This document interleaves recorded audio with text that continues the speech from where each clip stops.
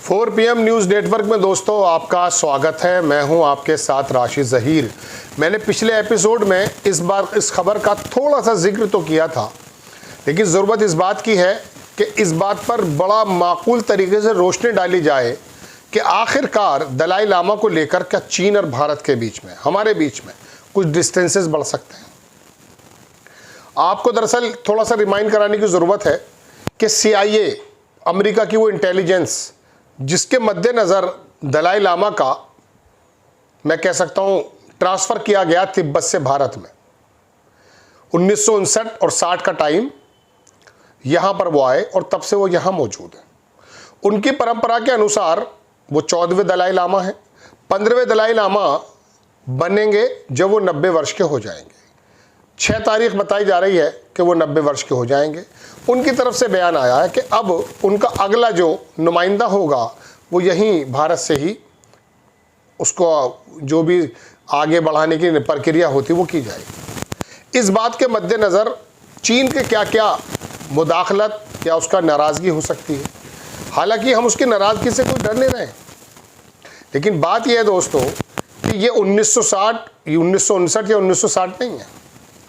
और ये CIA का प्रोग्राम आगे बढ़ाना जब ये साबित हो चुका है, दलाई लामा का ग्रुप इस बात को खुद एक्सेप्ट कर चुका है कि हमारा जो यहाँ पर ट्रांसफ़र होना था वो CIA करती है, यानी कि अमेरिका और चीन की लड़ाई में हम लोग क्यों पिसें, बताइए। मैं दोस्तों आपके सामने खबर रखने जो जा रहा हूँ वो वाकई बड़ी इंपॉर्टेंट खबर है। सबसे पहले मैं आपको उनके ताज़ा बयानात और कुछ पुरानी चीज़ें दिखाना चाहता हूँ। आपकी स्क्रीन पर अगर मैं खबर लगाऊँ तो ये जनाबे वाला 2 अप्रैल 1959 का एक दस्तावेज है जो मैं आपको बता रहा हूँ। Message received April 2 April 1959।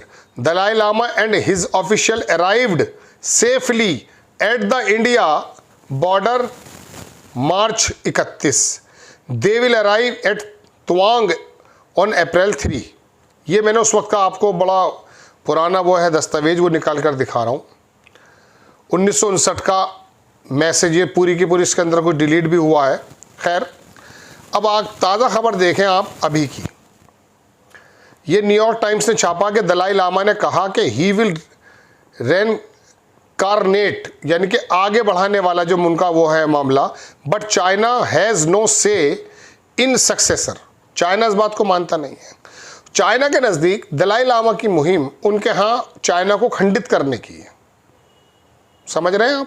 यानी कि उनके यहाँ इस तरह से देखा जाता दलाई लामा के पूरे ग्रुप को, जैसे हमारे यहाँ कश्मीर के अंदर बहुत सारे मतलब दूसरे ग्रुप्स हो सकते हैं, समझ रहे हैं आप। हुर्रियत मानकर चलिए, इस तरह से जो अलगाववादी हैं। अब आप दूसरी खबर देखें, ये मैं आपको दिखाना चाहता हूँ दोस्तों। ये NBC की खबर है कि Dalai Lama signals China should stay out of divine succession process. China को दूर रहना चाहिए उस प्रक्रिया से जो वो करने जा रहे हैं। अपने बाद अगला दलाई लामा का जो नामकरण होना है उसके मद्देनज़र उन्होंने चाइना के बारे में कहा। ये NBC की खबर दिखाई दोस्तों मैंने आपको। अब मैं आपको एक खबर और दिखाता हूँ वाशिंगटन पोस्ट से। इसमें लिखा यह है कि Dalai Lama lays out the succession plan denying China efforts at control. China के कंट्रोल को उन्होंने तिब्बत पर डिनाई किया है और अपने उस प्लान को आगे बढ़ा रहे हैं। दूसरी खबर देखें, ये भी वाशिंगटन पोस्ट की है। फॉर एक्साइल तिब्बतन, ये तिब्बतन्स को बोलते हैं, US funding was always about more than just add.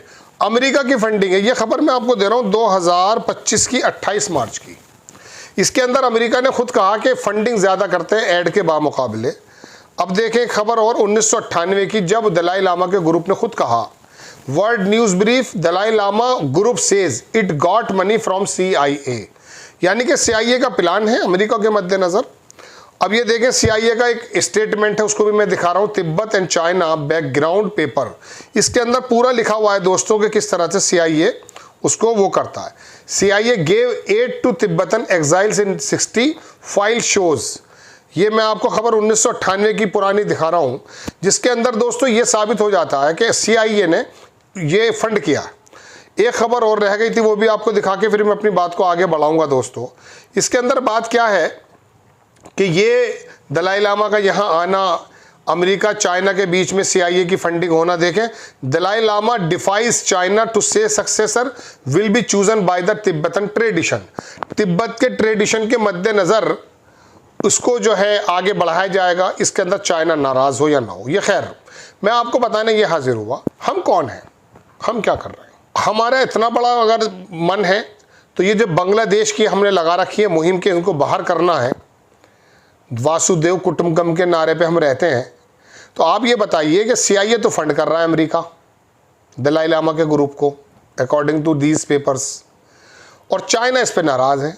हम कौन खामखा इनके सक्सेसर को आगे बढ़ाने में, हमारे बीच में चाइना के बीच में और मज़ीद और ज़्यादा डिस्टेंसेस की ज़रूरत क्या है। कूटनीति क्या इस बात को मानती है, इसमें कोई दो राय नहीं कि चाइना को थोड़ा हैंडल करने के लिए हम इस काम को आगे चलना चाहिए। लेकिन मैं आपको बता रहा हूं कि अमेरिका जो फंड कर रहा है दोस्तों, वो सामने क्यों नहीं आता। वो चाइना से बोल रहा है कि आप ईरान से तेल ले सकते हैं, आप पे कोई भी पाबंदी नहीं है। और हमारे यहाँ मैंने पिछले एपिसोड में बताया, ग्राहम वो लिंडसे ग्राहम करके जो MP है उसने 500% का टैरिफ का जुर्माना लगाने की बात की है कि अगर रशिया से अगर हम तेल लेते हैं, और उसको ट्रंप ने आगे बढ़ा दिया है।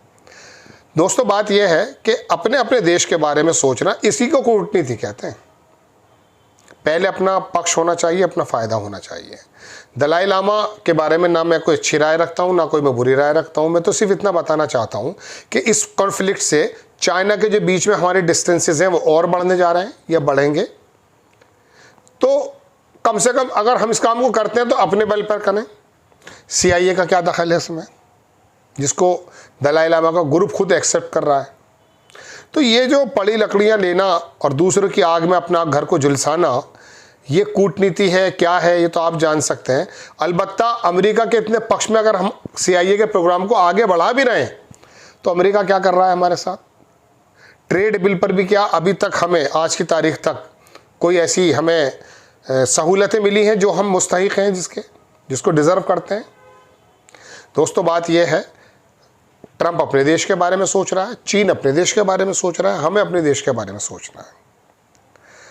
रशिया ने खुलेआम लगभग मना कर दिया ईरान के साथ लड़ाई कूदने में, जबकि ईरान ने इसका सपोर्ट किया यूक्रेन में, क्योंकि उसको मालूम है कि वो दो तरफा लड़ाई नहीं लड़ सकता, वो नहीं ले सकता पंगा। चाइना पाकिस्तान के साथ आया ज़रूर, खुलकर नहीं आया। यहाँ CIA खुल करके काम कर रही है। दलाई लामा के उस हमें क्या लेना देना है भाई, वो दौर कुछ और था, ये दौर कुछ और है। हम तो अक्साई चीन पर डायरेक्टली बात करें उससे, तब अच्छी बात लगती है हमें। खैर दोस्तों, मेरी समझ में जितना आया, जितना विश्लेषण हुआ, मैंने आपके सामने रखा। क्या आप कमेंट्स करके बताइए, ये पराई जो आग है, पराई जो लड़ाइयाँ हैं, हमें अपने गले में डालना ज़रूरी है या इनसे अलग होकर अपना स्टैंड लें। आपको खबर कैसी लगी अपनी राय कमेंट्स बॉक्स में ज़रूर दीजिएगा। चैनल को सब्सक्राइब कीजिएगा, शेयर कीजिएगा। नेक्स्ट टाइम में किसी खबर के साथ हाजिर होता हूँ। जय हिंद।